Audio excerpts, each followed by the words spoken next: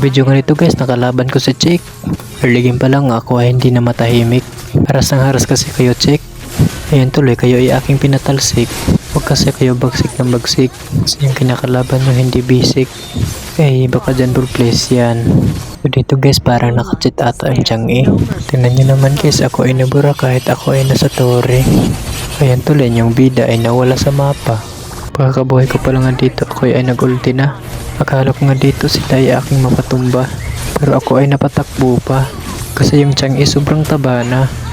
Ayan tuloy ako ay nawala sa mapa. Dito ay magsisigwi lang sana ako. Kaso si Chick inultihan niya ako. Ito talaga si Chick, wala pa rin pinagbago. Ayan tuloy binura niya ako. Pero hindi papayag ang yung bida. Kaya Chick kumanda ka. Tignan niyo na lang kung paano ko sila pinatumba. Kahit magtulong-tulong pa kayong 5. Dahil ang yung bida ay nagbabalik na. Ayan tuloy si Goshen ay tumakbo na. Nako si Chick ay subali pa. Ayan tuloy kayong dalawa ang nawala. Baka dyan full place yan. Ito nga ay nagpagitang gilas na naman ang yung bida. Ayan yung mga kalaban ni akin namang pinag-isa-isa. Dito si Chang ay naka-immortal pa. Akala na siguro makatakas siya sa bida. Kaya ayun tuloy siya ay aking binura. Dito si Chick ay nagtatago pa. Kaya ayun tuloy siya ay aking tinumba. Hindi ko pa sana tatapusin yung game. Kasi tingnan nyo naman yung mga kalaban ay parang napapraning.